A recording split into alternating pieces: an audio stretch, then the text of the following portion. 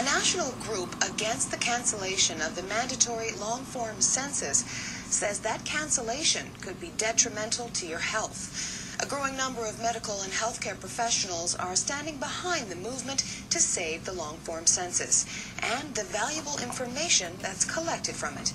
APTN's Megan Fiddler has more. This is the new motto for Save the Census.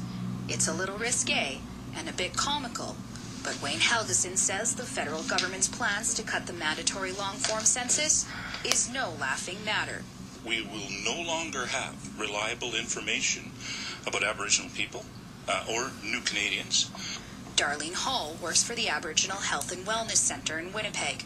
When she applies for funding, she uses census information. The information that we get from the long census is critical in designing programs. But the feds want to shorten the census and make it voluntary. Hall worries what that will mean for the Aboriginal community. If we don't have access to that kind of information, it's going to put our organizations in a detrimental situation in regard to accessing funds. I think we would see an erosion of the services that our people get. And there's a growing number of Canadians who feel the same way. Save the Census Manitoba says the federal government is putting the health of thousands of First Nations people at risk.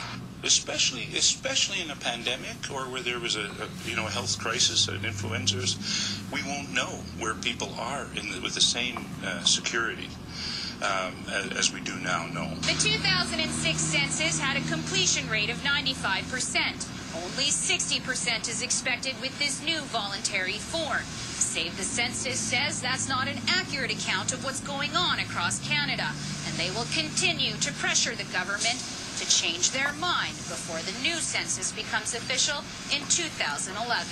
Megan Fiddler, APTN National News, Winnipeg.